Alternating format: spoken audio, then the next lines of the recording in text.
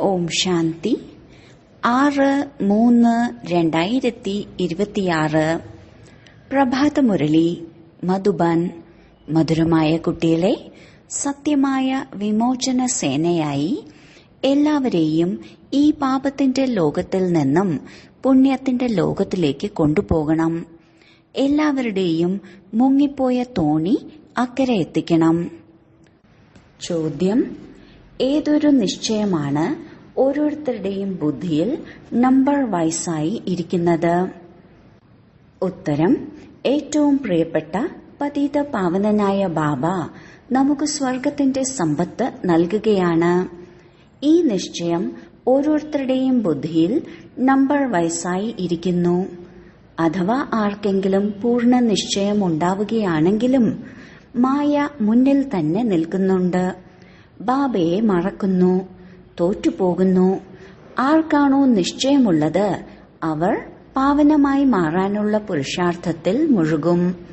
ഇപ്പോൾ വീട്ടിലേക്ക് പോകണം എന്ന് ബുദ്ധിയിൽ ഉണ്ടായിരിക്കും.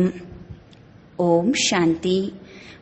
മധുരമായ ഒരുപാട് കാലത്തിനു ശേഷം തിരികെ കിട്ടിയ കുട്ടികളെ, അതായത് സിഖിലതെ കുട്ടികളെ പ്രതി പുലർക്കാല വന്ദനം. കുട്ടികൾക്കറിയാം, സത്യുഗത്തിൽ സദാ ഗുഡ് മോർണിംഗും നല്ല ദിവസവുമാണ്. എല്ലാം നല്ലതാണ്. ശുഭരാത്രിയാണ്. എല്ലാം നല്ലതിലും നല്ലതാണ്. ഇവിടെ ഗുഡ് മോർണിംഗുമില്ല, ഗുഡ് നൈറ്റുമില്ല. ഏറ്റവും മോശമായത് രാത്രിയാണ്. അപ്പോൾ ഏറ്റവും നല്ലത് ഏതാണ്? പകൽ. ഇതിനെയാണ് അമൃതവേള എന്ന് പറയുന്നത്. നിങ്ങളുടെ ഓരോ സമയവും നല്ലതിലും നല്ലതാണ്. കുട്ടികൾക്കറിയാം, ഈ സമയം നമ്മൾ യോഗേശ്വരനും യോഗേശ്വരിമാരുമാണ്. ഈശ്വരനാകുന്ന പിതാവ് വന്ന് നിങ്ങളെ യോഗം പഠിപ്പിക്കുന്നു. അർത്ഥം, നിങ്ങളുടെ യോഗം ഒരു ഈശ്വരനോടൊപ്പമാണ്. നിങ്ങൾ കുട്ടികൾക്ക് യോഗേശ്വരനായതിനു ശേഷമാണ് ജ്ഞാനേശ്വരനായ അച്ഛനെക്കുറിച്ചറിയാൻ സാധിച്ചത്. യോഗം വെച്ചതിനു ശേഷമാണ് പിന്നെ അച്ഛൻ നിങ്ങൾക്ക് മുഴുവൻ ചക്രത്തെക്കുറിച്ചുള്ള ജ്ഞാനവും മനസ്സിലാക്കി തന്നത്. അതിലൂടെ നിങ്ങളും ജ്ഞാനേശ്വരനായി മാറുന്നു. ഈശ്വരനായ അച്ഛൻ വന്ന് നിങ്ങൾ കുട്ടികളെ ജ്ഞാനവും യോഗവും പഠിപ്പിക്കുന്നു. ഏതീശ്വരൻ? നിരാകാരനായ അച്ഛൻ. ഇനി ബുദ്ധി പ്രയോഗിക്കൂ. ഗുരുക്കന്മാർക്ക് ഒരുപാട് അഭിപ്രായമുണ്ട്. ചിലർ കൃഷ്ണനെ ഓർമ്മിക്കാൻ പറയുന്നു, പിന്നീട് അവരുടെ ചിത്രവും നൽകുന്നു. ചിലർ സായിബാബയെ, ചിലർ മഹർഷി ബാബയെ, ചിലർ മുസ്ലിങ്ങളുടെ, ചിലർ പാഴ്സികളുടെ. എല്ലാവരെയും ബാബ ബാബ എന്ന് പറഞ്ഞുകൊണ്ടേയിരിക്കുന്നു. എല്ലാവരും ഭഗവാൻ തന്നെ ഭഗവാനാണെന്ന് പറയുന്നു. ഇപ്പോൾ നിങ്ങൾക്കറിയാം, മനുഷ്യന് ഭഗവാനാകാൻ സാധിക്കില്ല. ഈ ലക്ഷ്മി നാരായണനെ പോലും ഭഗവാൻ ഭഗവതി എന്ന് പറയാൻ സാധിക്കില്ല. ഭഗവാൻ ഒരു നിരാകാരനാണ്. നിങ്ങൾ എല്ലാ ആത്മാക്കളുടെയും അച്ഛനെയാണ് ശിവബാബ എന്ന് പറയുന്നത്. നിങ്ങൾ തന്നെയാണ് ജന്മജന്മാന്തരങ്ങളായി സത്സംഗങ്ങൾ നടത്തി വന്നത്. അവിടെ സന്യാസിമാരും സാധുക്കളും പണ്ഡിതന്മാർ ഇവരെല്ലാവരും ഉണ്ടായിരിക്കും. ഇവർ നമ്മുടെ ഗുരുവാണെന്ന് മനുഷ്യർ മനസ്സിലാക്കുന്നു. നമുക്ക് കഥ കേൾപ്പിക്കുന്നു. സത്യുഗത്തിൽ കഥകളൊന്നുമില്ല. ബാബ മനസ്സിലാക്കി തരുന്നു, ഭഗവാൻ അഥവാ ഈശ്വരനെന്ന് പറയുന്നതിലൂടെ ലഹരി വരുന്നില്ല. അച്ഛനെന്ന് പറയുന്നതിലൂടെ ബന്ധം സ്നേഹപൂർണമാകുന്നു. നിങ്ങൾക്കറിയാം, നമ്മൾ ബാബയുടെയും മമ്മയുടെയും കുട്ടികളാണ്. അവരിൽ നിന്നാണ് നമുക്ക് സ്വർഗത്തിന്റെ സുഖം ലഭിക്കുന്നത്. മനുഷ്യനിൽ നിന്നും ദേവത അഥവാ നരകവാസിയിൽ നിന്നും സ്വർഗവാസിയാക്കി മാറ്റുന്ന സത്സംഗം മറ്റൊന്നില്ല. ഇപ്പോൾ നിങ്ങളുടെ സംഘം സത്യമായ ബാബയോടൊപ്പമാണ്. മറ്റെല്ലാവരുടെയും സംഘം അസത്യമായവരോടൊപ്പമാണ്. പാടാറുണ്ട്, സത്യമായ കൂട്ടുകെട്ട് ഉയർത്തും, ഭൗതിക കൂട്ടുകെട്ട് മുക്കിത്താഴ്ത്തും. ബാബ പറയുന്നു, ആത്മാഭിമാനി ദേഹി അഭിമാനിയായി മാറൂ. ഞാൻ നിങ്ങൾ കുട്ടികളായ ആത്മാക്കളെയാണ് പഠിപ്പിക്കുന്നത്. ഈ ആത്മീയ ജ്ഞാനം ആത്മാക്കളെ പ്രതി പരമാത്മാവാണ് വന്ന് നൽകുന്നത്. ബാക്കിയെല്ലാം ഭക്തി മാർഗമാണ്. അതിനെയൊന്നും ജ്ഞാനമാർഗമെന്ന് പറയില്ല. ബാബ പറയുന്നു, ഞാൻ എല്ലാ വേദശാസ്ത്രങ്ങളുടെയും സൃഷ്ടിയുടെ ആദിമധ്യ അന്ത്യത്തിന്റെയും ജ്ഞാനം അറിയുന്നു. ഞാനാണ് അധികാരി. മറ്റുള്ളവർ ഭക്തി മാർഗത്തിലെ അധികാരികളാണ്. ഒരുപാട് ശാസ്ത്രങ്ങളെല്ലാം വായിക്കുമ്പോൾ അവരെ ശാസ്ത്രങ്ങളുടെ അധികാരി എന്ന് പറയുന്നു. ബാബ നിങ്ങൾക്ക് സത്യമാണ് കേൾപ്പിക്കുന്നത്. ഇപ്പോൾ നിങ്ങൾക്കറിയാം, സത്യമായ സംഘം ഉയർത്തും, അസത്യമായ സംഘം മുക്കിത്താഴ്ത്തും. ഇപ്പോൾ ബാബ നിങ്ങൾ കുട്ടികളിലൂടെ ഭാരതത്തിന് മുക്തി നൽകുന്നു. നിങ്ങളാണ് ആത്മീയ മുക്തി സൈന്യം. മുക്തി നൽകുന്നു. ബാബ പറയുന്നു, സ്വർഗമായിരുന്ന ഭാരതം ഇപ്പോൾ നരകമായി മാറിയിരിക്കുകയാണ്, മുങ്ങിപ്പോയിരിക്കുകയാണ്. അല്ലാതെ സാഗരത്തിന്റെ അടിയിലൊന്നുമല്ല. നിങ്ങൾ സതോ പ്രധാന അവസ്ഥയിൽ നിന്നും തമോ പ്രധാനമായിരിക്കുകയാണ്. സത്യത്രേതായുഗം സതോ പ്രധാനമാണ്. ഇത് വലിയ ഒരു കപ്പലാണ്. നിങ്ങൾ കപ്പലിൽ ഇരിക്കുകയാണ്. ഇത് പാപത്തിന്റെ ലോകമാണ്. എന്തുകൊണ്ടെന്നാൽ എല്ലാം പാപാത്മാക്കളാണ്. വാസ്തവത്തിൽ ഗുരു ഒന്നാണ്. എന്നാൽ ആ ഗുരുവിനെ ആർക്കും അറിയില്ല. എപ്പോഴും വിളിക്കുന്നു, അല്ലയോ ഈശ്വരനാകുന്ന പിതാവേ. ഈശ്വരനാകുന്ന പിതാവ് തന്നെയാണ് ഗുരു എന്ന് പറയുന്നില്ല. അച്ഛനെന്ന് മാത്രമാണ് പറയുന്നത്. ബാബ പതിത പാവനനുമാണ്, ഗുരുവുമാണ്. എല്ലാവരുടെയും സദ്ഗതി ദാതാവും പതിത പാവനനും ഒന്നാണ്. ഈ പതിത ലോകത്തിൽ ഒരു മനുഷ്യനും സദ്ഗതി ദാതാവ് അഥവാ പതിത പാവനനാകാൻ സാധിക്കില്ല. ബാബ പറയുന്നു, എത്ര കൃത്രിമവും അഴിമതിയുമാണ്. ഇപ്പോൾ ബാബയ്ക്ക് കന്യകമാരിലൂടെയും മാതാക്കളിലൂടെയും എല്ലാവരെയും ഉദ്ധരിക്കണം. നിങ്ങളെല്ലാ ബ്രഹ്മകുമാരി കുമാരന്മാർ സഹോദരീ സഹോദരന്മാരാണ്. ഇല്ല എന്നുണ്ടെങ്കിൽ അച്ഛന്റെ സമ്പത്ത് എങ്ങനെ ലഭിക്കും? അച്ഛനിൽ നിന്നുള്ള സമ്പത്ത് 21 തലമുറയ്ക്ക് വേണ്ടിയാണ് ലഭിക്കുന്നത്. അർത്ഥം സ്വർഗീയ രാജ്യഭാഗ്യം. സമ്പാദ്യം എത്ര ഉയർന്നതാണ്. ഇതാണ് സത്യമായ ബാബയിലൂടെയുള്ള സത്യമായ സമ്പാദ്യം. ബാബ അച്ഛനുമാണ്, ടീച്ചറുമാണ്, സദ്ഗുരുവുമാണ്. പ്രത്യക്ഷത്തിൽ ചെയ്തു കാണിക്കുന്നയാൾ. ഗുരു മരിച്ചാൽ ശിഷ്യന് സിംഹാസനം ലഭിക്കണമെന്നൊന്നുമില്ല. അത് ഭൗതിക ഗുരുവാണ്. ഇവിടെ ആത്മീയ ഗുരു. നല്ല രീതിയിൽ ഈ കാര്യം മനസ്സിലാക്കണം. ഇത് തികച്ചും പുതിയ കാര്യമാണ്. നമ്മെ ഒരു മനുഷ്യനുമല്ല പഠിപ്പിക്കുന്നതെന്ന് നിങ്ങൾക്കറിയാം. നമ്മെ ജ്ഞാനസാഗരനും പതിത പാവനനുമായ ശിവബാബയാണ് ഈ ബ്രഹ്മ ശരീരത്തിലൂടെ പഠിപ്പിക്കുന്നത്. നിങ്ങളുടെ ബുദ്ധി ശിവബാബയിൽ മാത്രമാണ് ഉള്ളത്. മറ്റ് സത്സംഗങ്ങളിൽ മനുഷ്യരിലേക്കാണ് ബുദ്ധി പോകുന്നത്. അതെല്ലാം ഭക്തി മാർഗമാണ്. നിങ്ങൾ പാടുന്നുണ്ട്, അങ്ങ് മാതാവും പിതാവുമാണ്, ഞങ്ങൾ അങ്ങയുടെ സന്താനങ്ങളാണ്. ഇവിടെ രണ്ടും ഒന്നാണ്. എന്നാൽ ബാബ പറയുന്നു, ഞാൻ എങ്ങനെ വന്ന് നിങ്ങളെ സ്വന്തമാക്കി മാറ്റുന്നു? ഞാൻ നിങ്ങളുടെ അച്ഛനാണ്. അതിനാൽ ഈ ബ്രഹ്മാവിന്റെ ശരീരത്തെ ആധാരമാക്കി മാറ്റുന്നു. ഈ ബ്രഹ്മാവ് ശിവബാബയുടെ പത്നിയുമാണ്, കുട്ടിയുമാണ്. ഈ ബ്രഹ്മാവിലൂടെയാണ് ശിവബാബ നമ്മളെ ദത്തെടുക്കുന്നത്. അപ്പോൾ ഈ ബ്രഹ്മാവ് വലിയ അമ്മയായി. ശിവബാബയ്ക്ക് അമ്മയൊന്നുമില്ല. സരസ്വതിയെ ജഗദംബയെന്ന് പറയുന്നു. നിങ്ങളെ സംരക്ഷിക്കുന്നതിന് വേണ്ടിയാണ് മമ്മയെ നിയോഗിച്ചിരിക്കുന്നത്. സരസ്വതി ജ്ഞാനേശ്വരിയാണ്, ചെറിയ അമ്മയാണ്. ഇത് വളരെ ഗൂഹ്യമായ കാര്യമാണ്. നിങ്ങളിപ്പോൾ ഈ ഗൂഹ്യമായ പഠിപ്പ് പഠിക്കുകയാണ്. നിങ്ങൾക്ക് ബഹുമതിയോടുകൂടി പാസ്സാകണം. ഈ ലക്ഷ്മി നാരായണന്മാർ പദവിയോടുകൂടി, അതായത് ബഹുമതിയോടെ പാസ്സായവരാണ്. അവർക്കാണ് ഏറ്റവും വലിയ സ്കോളർഷിപ്പ് ലഭിച്ചിരിക്കുന്നത്. ഒരു ശിക്ഷയും അനുഭവിക്കേണ്ടതായി വരുന്നില്ല.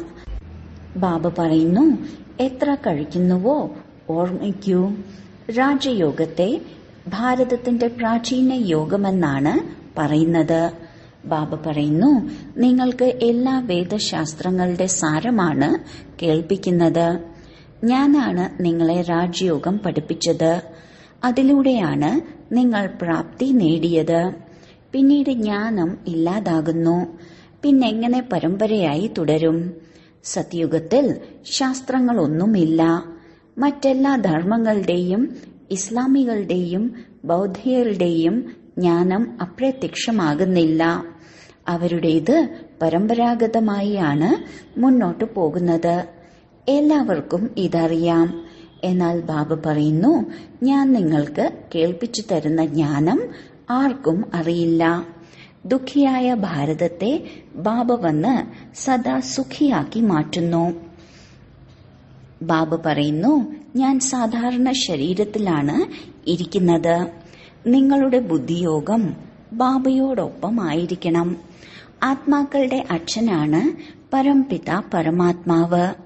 എല്ലാ കുട്ടികളുടെയും അച്ഛനാണ്. എല്ലാവരും അവരുടെ കുട്ടികളല്ലേ?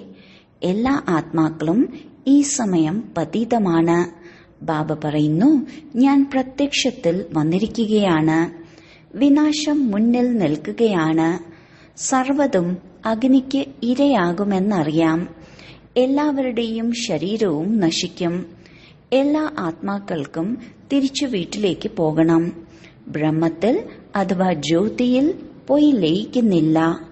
ബ്രഹ്മസമാജക്കാർ ജ്യോതി തെളിയിക്കുന്നു. അതിന് ബ്രഹ്മക്ഷേത്രമെന്ന് പറയപ്പെടുന്നു. വാസ്തവത്തിൽ അത് ബ്രഹ്മമഹത്തത്വമാണ്. അവിടെയാണ് എല്ലാ ആത്മാക്കളും വസിക്കുന്നത്. അത് നമ്മുടെ ആദ്യത്തെ ക്ഷേത്രമാണ്. പവിത്രാത്മാക്കൾ അവിടെയാണ് വസിക്കുന്നത്. ഈ കാര്യങ്ങളൊന്നും മനുഷ്യർ മനസ്സിലാക്കുന്നില്ല. ജ്ഞാനസാഗരനായ ബാബ നിങ്ങൾ കുട്ടികൾക്ക് മനസ്സിലാക്കി തരുന്നു. ഇപ്പോൾ നിങ്ങൾ ജ്ഞാനജ്ഞാനേശ്വരനാണ്. പിന്നീട് നിങ്ങൾ രാജരാജേശ്വരനായി മാറുന്നു. നിങ്ങളുടെ ബുദ്ധിയിലുണ്ട് പതിത പാവനനും ഏറ്റവും പ്രിയപ്പെട്ടതുമായ ബാബ നമുക്ക് സ്വർഗത്തിന്റെ സമ്പത്ത് നൽകുകയാണ്. പലരുടെയും ബുദ്ധിയിൽ ഇതുപോലും ഇരിക്കുന്നില്ല. ഇത്രയും പേർ ഇരിക്കുന്നതിൽ ആർക്കും 100% നിശ്ചയബുദ്ധിയില്ല. ചിലർ 80%, ചിലർ 50%, ചിലർക്ക് അതുപോലുമില്ല.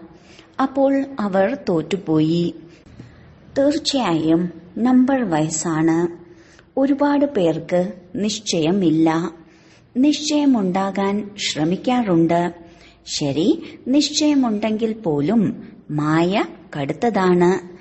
ബാബയെ മറന്നുപോകുന്നു. ഈ ബ്രഹ്മാവ് സ്വയം പറയുന്നു, ഞാൻ പൂർണ്ണ ഭക്തനായിരുന്നു. 63 ജന്മം ഭക്തി ചെയ്തിരുന്നു. തതത്വം. നിങ്ങളും 63 ജന്മം ഭക്തി ചെയ്തു. 21 ജന്മം സുഖം പ്രാപ്തമാക്കി. പിന്നീട് ഭക്തരായി. ഭക്തിക്ക് ശേഷമാണ് വൈരാഗ്യം. സന്യാസിമാരെല്ലാം ഈ വചനം പറയാറുണ്ട്, ജ്ഞാനം, ഭക്തി, വൈരാഗ്യം. സന്യാസിമാർക്ക് തന്റെ വീടിനോടും കുടുംബത്തോടും വൈരാഗ്യമുണ്ടാകുന്നു. അവരുടേത് പരിധിയുള്ള വൈരാഗ്യമാണ്. നിങ്ങളുടേത് പരിധിയില്ലാത്ത വൈരാഗ്യമാണ്. സന്യാസിമാർ വീടെല്ലാം ഉപേക്ഷിച്ച് കാട്ടിലേക്കാണ് പോകുന്നത്. ഇപ്പോൾ ആരും തന്നെ കാട്ടിലില്ല. എല്ലാ കുടിലുകളും കാലിയാണ്. എന്തുകൊണ്ടെന്നാൽ ആദ്യം സതോ പ്രധാനരായിരുന്നു. ഇപ്പോൾ അവർ തമോ പ്രധാനമായി. ഇപ്പോൾ അവരിൽ ഒരു ശക്തിയുമില്ല. ലക്ഷ്മി നാരായണന്റെ രാജധാനിയിലുണ്ടായിരുന്ന ശക്തി അവർ പുനർജന്മങ്ങൾ എടുത്തെടുത്ത് ഇപ്പോൾ നോക്കൂ എവിടെ എത്തിയെന്ന്. ഒരു ശക്തിയുമില്ല. ഈ ലോകത്തിലെ ഗവൺമെന്റും പറയുന്നുണ്ട് നമ്മൾ ധർമ്മത്തെ അംഗീകരിക്കുന്നില്ല. ധർമ്മത്തിന്റെ പേരിൽ തന്നെയാണ് ഒരുപാട് നഷ്ടമുണ്ടാകുന്നത്, യുദ്ധവും ഉണ്ടാകുന്നത്. എല്ലാ ധർമ്മത്തിലുള്ളവരും ഒന്നാകാൻ സമ്മേളനങ്ങളെല്ലാം ചെയ്തുകൊണ്ടിരിക്കുന്നു. എങ്ങനെ ഒന്നായി മാറുമെന്ന് അവരോട് ചോദിക്കൂ. ഇപ്പോൾ എല്ലാവരും തിരിച്ചു പോകും. ബാബ വന്നിരിക്കുകയാണ്. ഇപ്പോൾ ഈ ലോകം ശ്മശാനമായി മാറാൻ പോവുകയാണ്. ഇത് വ്യത്യസ്ത ധർമ്മങ്ങളുടെ വൃക്ഷമാണ്. എന്നാൽ എങ്ങനെ ഒന്നായി മാറും എന്നൊന്നും മനസ്സിലാക്കുന്നില്ല. ഭാരതത്തിൽ ഒരു ധർമ്മമായിരുന്നു. അവരെ പറയുന്നത് തന്നെ അദ്വൈത മതമുള്ള ദേവതകൾ എന്നാണ്. ദ്വൈതം എന്നാൽ ദൈത്യൻ, അതായത് അസുരൻ എന്നാണ്. ബാബ പറയുന്നു, നിങ്ങളുടെ ഈ ധർമ്മം ഒരുപാട് സുഖം നൽകുന്നതാണ്. നിങ്ങൾക്കറിയാം, പുനർജന്മങ്ങളെടുത്ത് നമുക്ക് വീണ്ടും 84 ജന്മങ്ങൾ അനുഭവിക്കണം. നമ്മൾ തന്നെയാണ് 84 ജന്മങ്ങൾ അനുഭവിച്ചതെന്ന നിശ്ചയം ഉണ്ടായിരിക്കണം. നമുക്ക് തന്നെയാണ് തിരിച്ചു പോകേണ്ടതും വരേണ്ടതും. ഭാരതവാസികൾക്ക് തന്നെയാണ് മനസ്സിലാക്കി തരുന്നത്. നിങ്ങൾ തന്നെയാണ് 84 ജന്മങ്ങൾ പൂർത്തിയാക്കിയത്. ഇപ്പോൾ നിങ്ങളുടേത് ഒരുപാട് ജന്മങ്ങളുടെയും അവസാനത്തെ ജന്മമാണ്. ഒരാളോട് മാത്രമല്ല പറയുന്നത്, മുഴുവൻ പാണ്ഡവ സൈന്യർക്കും മനസ്സിലാക്കി തരുന്നു. നിങ്ങൾ വഴികാട്ടികളാണ്. നിങ്ങൾ ആത്മീയ യാത്ര പഠിപ്പിക്കുന്നു. അതുകൊണ്ട് പാണ്ഡവ സൈന്യമെന്ന് പറയുന്നു. പാണ്ഡവരുടെയോ കൗരവരുടെയോ രാജ്യമല്ല. അവരും പ്രജകളാണ്, നിങ്ങളും പ്രജകളാണ്. കൗരവരും പാണ്ഡവരും സഹോദരങ്ങളാണെന്ന് പറയുന്നുണ്ട്. പാണ്ഡവരുടെ പക്ഷത്ത് പരമപിത പരമാത്മാവാണ് ഉള്ളത്.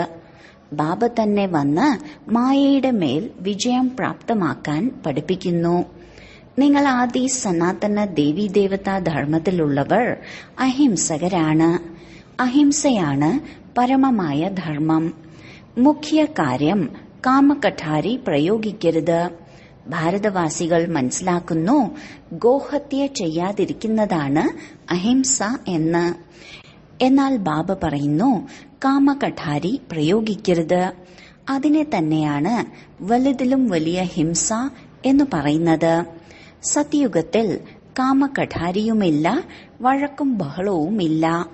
ഇവിടെയാണെങ്കിൽ രണ്ടും ഉണ്ട്. കാമകഠാരി തന്നെയാണ് ആദി മധ്യ അന്ത്യം ദുഃഖം നൽകുന്നത്. 84 ജന്മങ്ങൾ നിങ്ങൾ ഭാരതവാസികൾ തന്നെയാണ് ഏണിപ്പടി താഴേക്ക് ഇറങ്ങിയത്. ഈ ലക്ഷ്മി നാരായണന്റെ രാജ്യവും ഉണ്ടായിരുന്നു. പിന്നീടവർ പുനർജന്മം എടുക്കുന്നു. ഓരോ ജന്മവും ഓരോ തലമുറയ്ക്ക് സമാനമാണ്. ഇവിടെ നിങ്ങൾ ഒറ്റയടിക്ക് തന്നെ മുകളിലേക്ക് ചാടുകയാണ്. 84 ജന്മങ്ങൾ ഇറങ്ങാൻ നിങ്ങൾക്ക് 5000 വർഷങ്ങൾ എടുത്തു. ഇവിടെ നിന്ന് നിങ്ങൾ 1 സെക്കൻഡിലാണ് കയറുന്നത്. സെക്കൻഡിൽ ആരാണ് ജീവൻ മുക്തി നൽകുന്നത്? ബാബ. ഇപ്പോൾ എല്ലാവരും ഒറ്റയടിക്ക് അധപ്പതിച്ചിരിക്കുകയാണ്. ഇപ്പോൾ ബാബ പറയുന്നു, എന്നെ മാത്രം ഓർമ്മിക്കൂ. നാടകം പൂർത്തിയായി എന്ന് ബുദ്ധിയിൽ ഓർമ്മിക്കൂ. നമുക്ക് തിരിച്ച് വീട്ടിലേക്ക് പോകണം. നമുക്ക് നമ്മുടെ അച്ഛനെയും വീടിനെയും ഓർമ്മിക്കണം. ആദ്യം ബാബയെ ഓർമ്മിക്കൂ. ബാബ തന്നെയാണ് നിങ്ങൾക്ക് വീട്ടിലേക്കുള്ള വഴി പറഞ്ഞു തരുന്നത്. ബാബയുടെ ഓർമ്മയിലൂടെ മാത്രമേ വികർമ്മങ്ങൾ വിനാശമാകുകയുള്ളൂ. ബ്രഹ്മത്തെ ഓർമ്മിക്കുന്നതിലൂടെ ഒരു പാപവും നശിക്കില്ല. പതീത പാവനൻ പരമാത്മാവ് തന്നെയാണ്.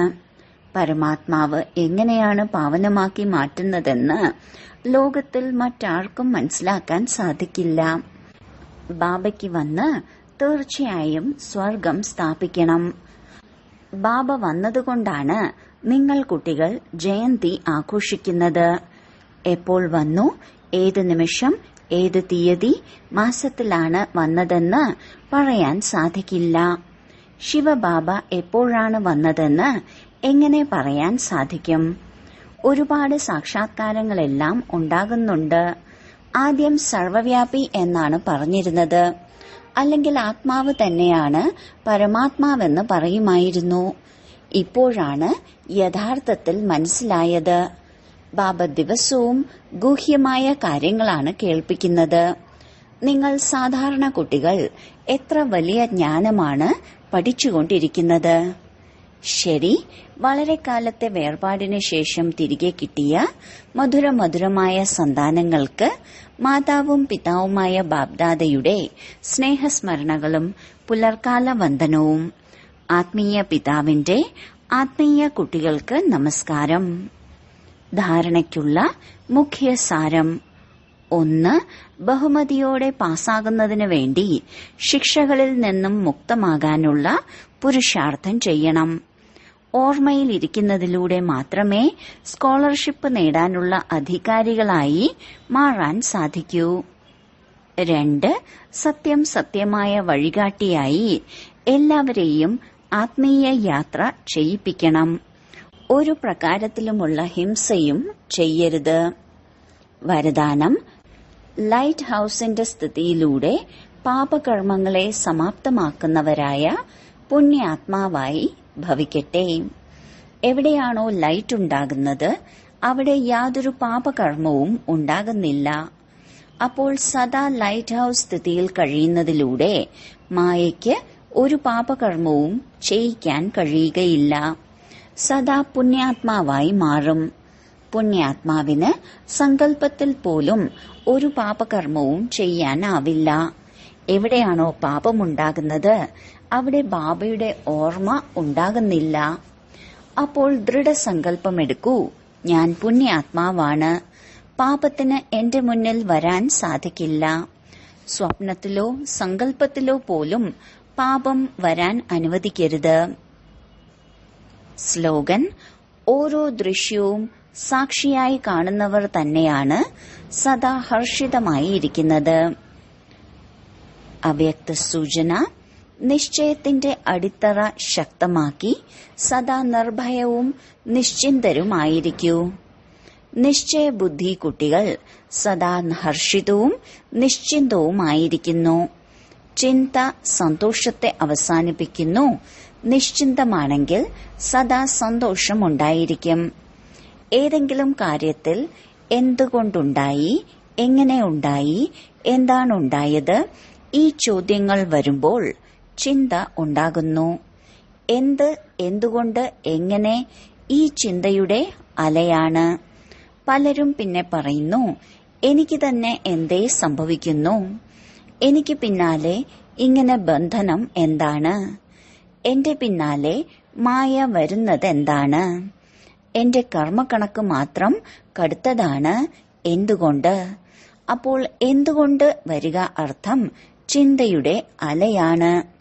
ആരാണോ ഈ ചിന്തകളിൽ നിന്നുപരി അവരാണ് നിശ്ചിന്തർ. ഓം ശാന്തി.